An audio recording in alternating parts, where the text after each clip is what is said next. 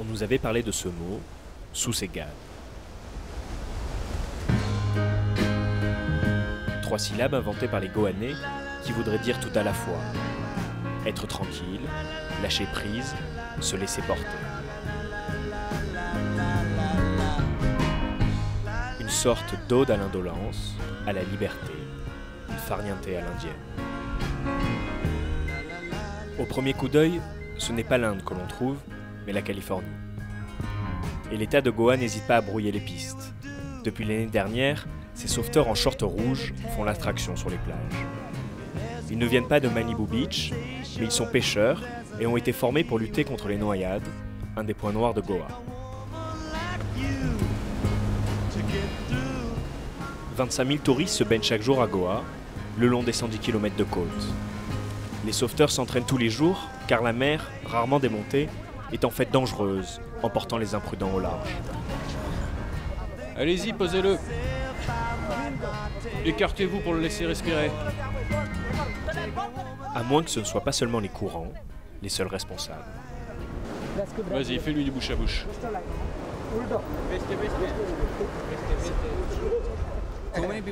Il y a trop de gens qui boivent de l'alcool. Ils ne nous écoutent pas et ils vont se baigner. C'est comme ça que les accidents arrivent et ils se noient.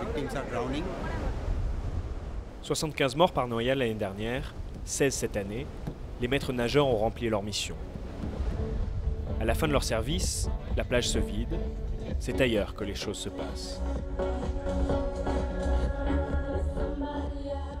À 2 pas de là, la soirée se prépare, et pas n'importe laquelle. Dans quelques heures, Ashwin et Arjun, 2 DJ indiens, vont faire l'ouverture du plus grand festival de musique électronique d'Asie. Après Berlin et Ibiza, Goa est devenu en 20 ans un des lieux incontournables de la scène techno. Pour ces jeunes musiciens, la pression est forte. Ils doivent être au niveau des plus grands DJ et montrer aussi leurs différences. C'est une percussion électronique. Il y a beaucoup de sons préenregistrés à l'intérieur. Comme ça, je peux jouer différents instruments comme des tablas indiennes ou des congas brésiliennes. C'est vachement utile. C'est numérique. Et ça, c'est une darbuka. C'est tout simple. Je récupère tout dans mon ordinateur et quand il joue, je rajoute plein d'effets et des trucs comme ça. Vous êtes un génie de l'informatique? Ouais, complètement. Mais je suis ingénieur du son aussi. Le Jalebi Cartel a donné plus de 100 concerts cette année à travers l'Inde. Mais c'est seulement à Goa qu'ils peuvent se produire en plein air.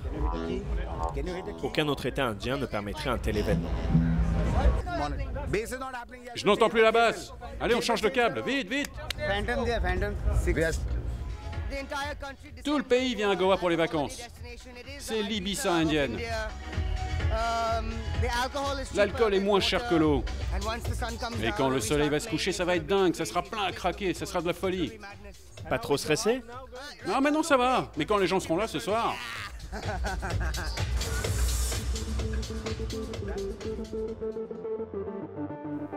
Le festival Sunburn, c'est l'événement musical de l'année en Asie.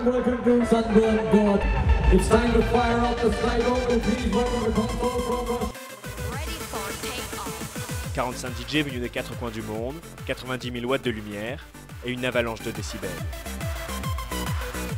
Un espace de liberté pour 18 000 Indiens, des jeunes, urbains, aisés. La jeunesse dorée vient se défouler à Goa, loin des codes de bonne conduite d'une société encore largement conservatrice. Eux travaillent dans la banque, ils sont venus spécialement pour les fameuses fêtes de Goa.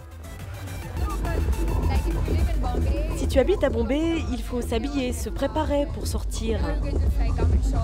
Ici, tu peux venir en short après avoir passé la journée sur la plage. On ne peut pas faire ça en ville.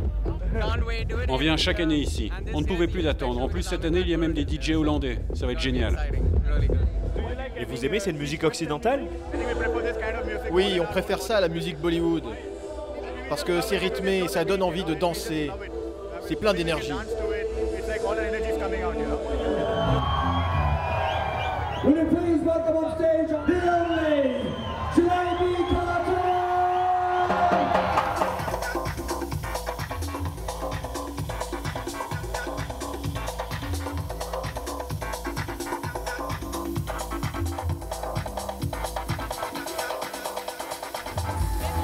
C'est unique!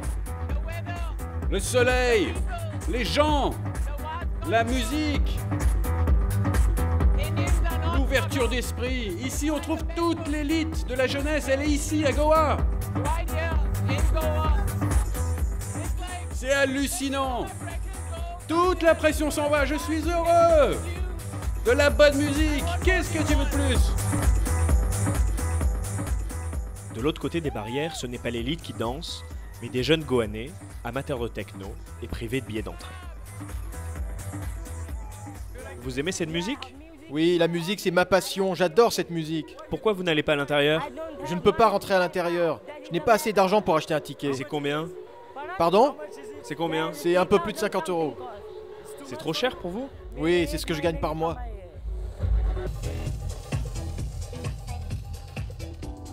La fête se poursuivra jusqu'au petit matin, effrénée, électrique, saturée de son.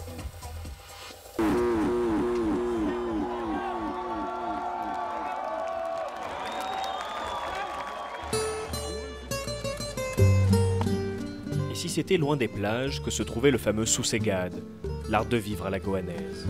Peut-être dans ces rues qui portent encore les marques du passé colonial, de ce temps pas si lointain où Goa était un comptoir portugais.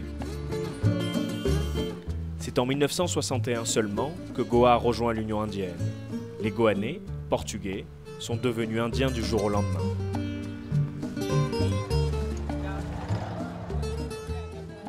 Francesco de Souza, avocat, est une des figures de Goa, l'un des plus fervents défenseurs de l'identité goanaise. Ce matin, il nous entraîne au marché de Mapusa. Pour lui, la gaieté goanaise, c'est ici qu'il faut la chercher. Et dis donc, qui tu nous amènes là? Ce sont des amis. Lui, c'est mon ami, c'est le plus beau.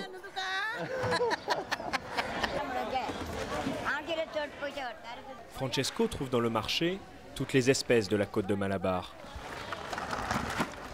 Crabes, maquereaux, sardines, moules et palourdes.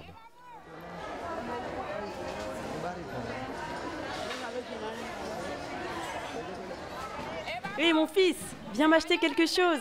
Francesco est la coqueluche du marché, le seul homme au milieu de ses femmes. C'est combien? 350 roupies. Ils sont beaux ces crabes, mais elle en demande trop. Fais-moi un bon prix. Bon, et 300 si tu veux. C'est bien parce que c'est toi, hein. Pourquoi n'y a-t-il que des femmes? Ma vie est comme ça, entourée de femmes. Non, sérieusement, en fait, les hommes pêchent et les femmes vendent.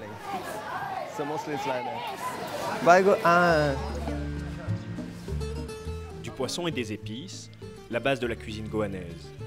Cannelle, cardamone, gingembre et anis, des richesses que les Portugais étaient venus chercher ici, en créant la route des épices. Francesco a dédié sa vie à Goa. Il a d'abord restauré des chapelles, puis il a ouvert un restaurant de cuisine goanaise. Mais ce qu'il aime le plus, c'est déambuler sans but, parler aux passants, prendre son temps. Ça ne ressemblerait pas au Sossegado, justement? Sossegado en portugais, ça veut dire être décontracté. En Inde, tout le monde sait qu'on est comme cela à Goa. On ne travaille pas trop, on n'en fait jamais trop. C'est pour ça aussi qu'on est différent du reste du pays. L'Inde, c'est très varié. Et au milieu, il y a Goa, où on a conservé une petite touche de Portugal. C'est un autre visage de l'Inde. Un art de la nonchalance que d'autres poussent aujourd'hui à l'extrême. Sur les plages, les touristes du monde entier s'étalent sans complexe. Difficile d'imaginer qu'il y a 20 ans, la côte était encore déserte. Seuls quelques hippies s'y aventuraient, eux aussi ont laissé des traces.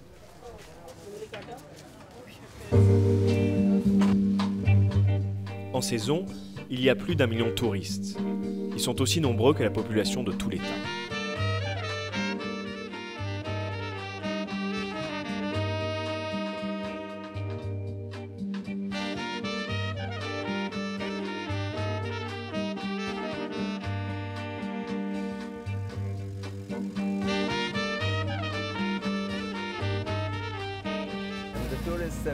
Les touristes ont beaucoup changé. Maintenant, ils sont beaucoup trop nombreux. On les appelle les touristes charter. Ils ne viennent que très peu de temps. C'est du voyage bon marché. Il y a maintenant toutes sortes de gens qui ne veulent pas vraiment visiter ni dépenser beaucoup d'argent. N'importe qui vient. Ce ne sont plus des intellectuels comme les hippies. À l'époque, les gens étaient cultivés, ils avaient voyagé, ils avaient vu des choses.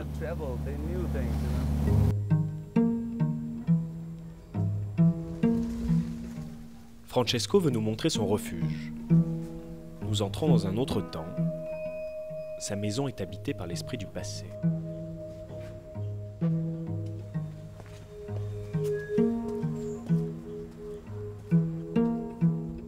Des meubles, des objets typiquement goanais qu'il a dénichés et sauvés d'une destruction certaine.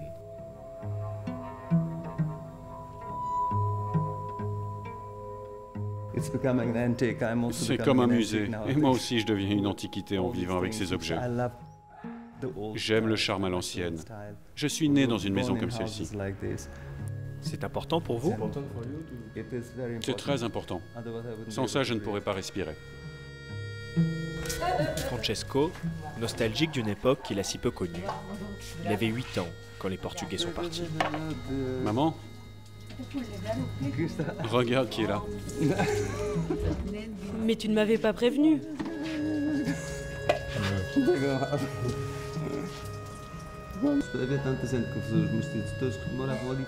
Entre eux, ils parlent portugais. Ensemble, ils aiment tourner les pages de l'album de famille, comme un livre d'histoire. La mère de Francesco était enseignante. Son père jouait dans l'équipe nationale de football. Les Portugais nous ont inculqué un tel sentiment patriotique que nous nous sentions réellement portugais. Ça a pris du temps à changer. Vous savez, j'étais enseignante. Je devais aller chercher mon salaire à l'école. Et un jour, ils m'ont dit qu'il fallait que je déclare que j'étais indienne. J'étais bouleversée. J'ai réalisé que je n'étais pas portugaise, mais que j'étais bel et bien indienne. Et même maintenant, quand j'entends l'hymne portugais à la télévision, je me lève d'un coup.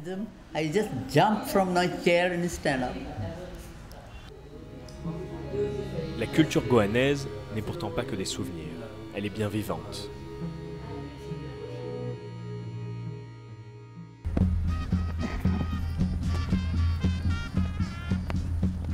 Guidés par le bruit d'une fanfare, nous voici en pleine campagne, auprès d'un surprenant cortège.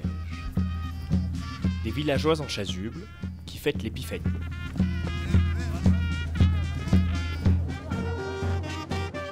Goa la catholique aime afficher sa ferveur. Chaque année, des milliers de Goanais se rendent à Kansolim, une petite ville du sud de Goa.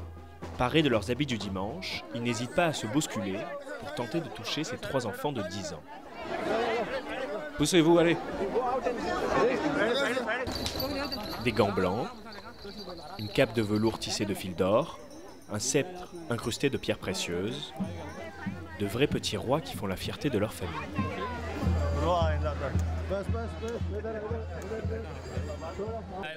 Movin Godino est un catholique de Goa. Il accompagne aujourd'hui son fils qui a été choisi pour représenter son village. Êtes-vous fier de votre fils ? Je suis très fier, car comme lui, j'étais à sa place il y a 40 ans.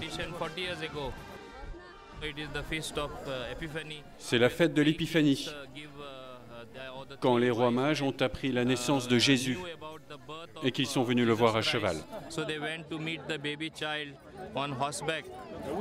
Lequel des rois est votre fils ?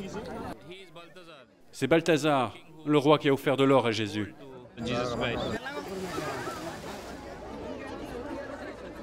Toucher la croix ou porter un instant la couronne des enfants est considéré comme une bénédiction. Mais pour prévenir du mauvais œil, le plus efficace reste une vieille tradition hindoue, faire passer sous les chevaux les jeunes enfants. C'est l'épiphanie à l'indienne.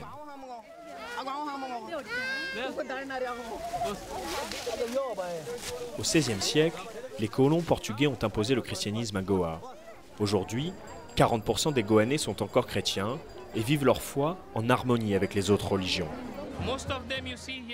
La plupart des gens ici sont des catholiques, mais on voit aussi des hindous et des musulmans. Toutes les religions sont là. Est-ce rare en Inde? Oui, c'est très rare.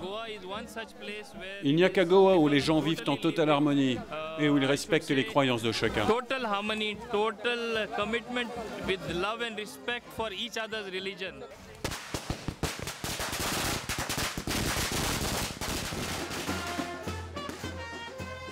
Les Portugais ont laissé leurs églises, leurs maisons, leurs langues, et certains disent ici que les colons ont légué le goût du jeu.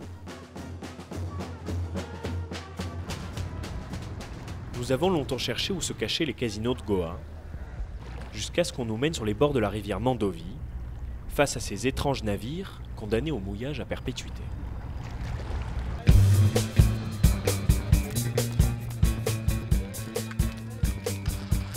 C'est là que s'y joue de l'argent, une activité interdite sur le sol indien, d'où l'astuce.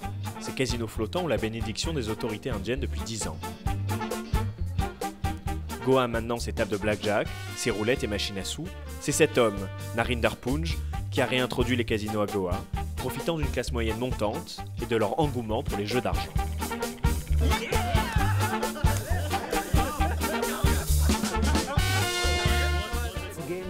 Nous avons créé ce jeu il y a très peu de temps.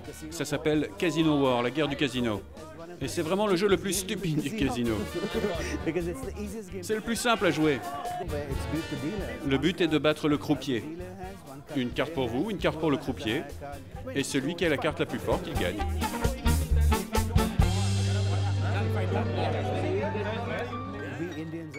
Vous savez, nous les Indiens, nous sommes des joueurs nés, comme les Chinois.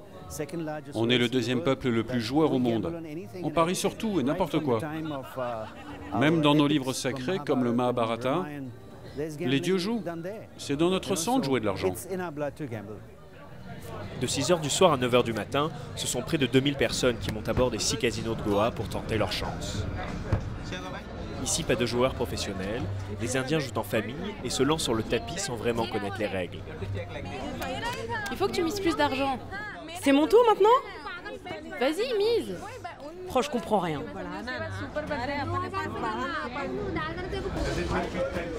Vous n'avez pas peur de tout perdre? Non.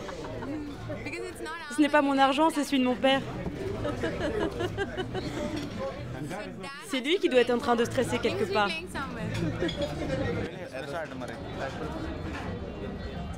Sans complexe, Narinder Punj nous livre le secret de sa réussite.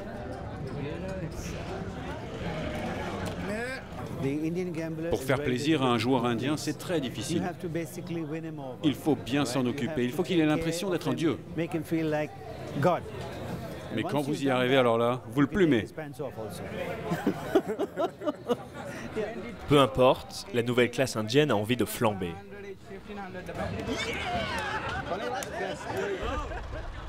C'est peut-être aussi cela le Sousegad, un espace de liberté, hors du temps, un sas de décompression.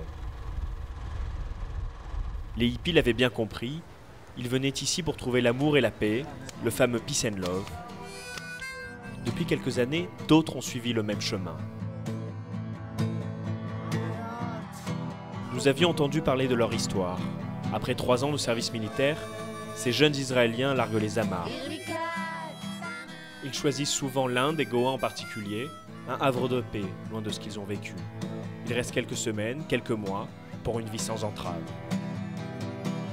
Méfiants, ils ont mis du temps à nous accepter, puis à la nuit tombée, ils ont fini par se confier. Quand j'étais petite, ma mère m'a dit « Quand tu auras 18 ans, tu feras ton service militaire. J'aurais préféré que tu ne le fasses pas, mais c'est comme ça. » Pour notre génération, ce n'est pas un choix, c'est notre destin. Pourquoi ce voyage? Pourquoi ce voyage? C'est ce qui m'a permis de tenir pendant mon service militaire. Juste penser à ce voyage, partir, se vider l'esprit. pouvoir faire enfin ce que je veux. C'est pour cela que je suis ici. Ils sont ici pour oublier, mais quand les langues se délient, les discussions reviennent toujours sur ce qu'ils ont laissé derrière eux.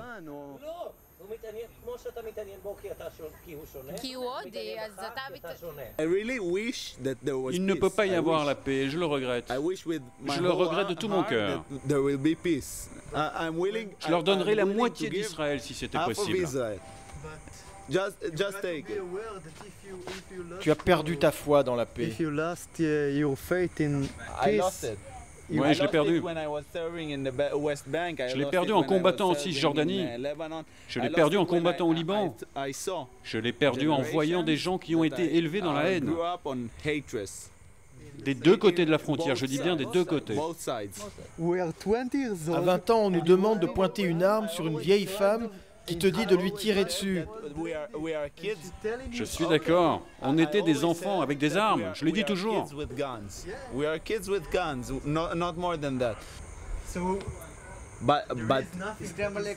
Avec le temps, ils espèrent trouver l'apaisement. Finalement, il y aurait deux mondes à Goa, qui se frôlent sans se voir, sans se comprendre peut-être. Il y a ceux qui passent et se défoulent, il y a ceux qui restent et sont en quête.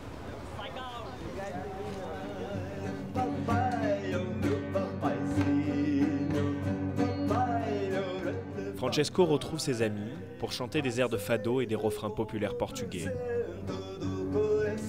C'est avec sa guitare qu'il partage sa passion de la culture goanaise.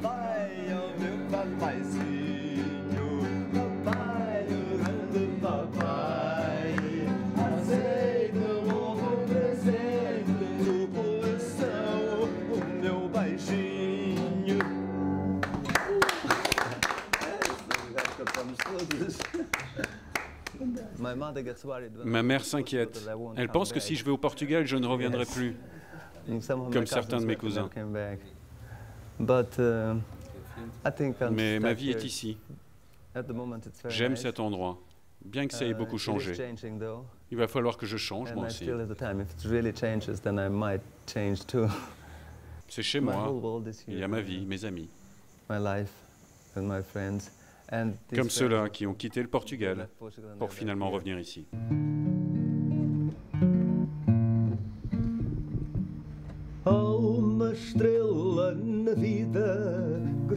À regarder Francesco et ses amis, on comprend soudain le sens certain de la sousségade.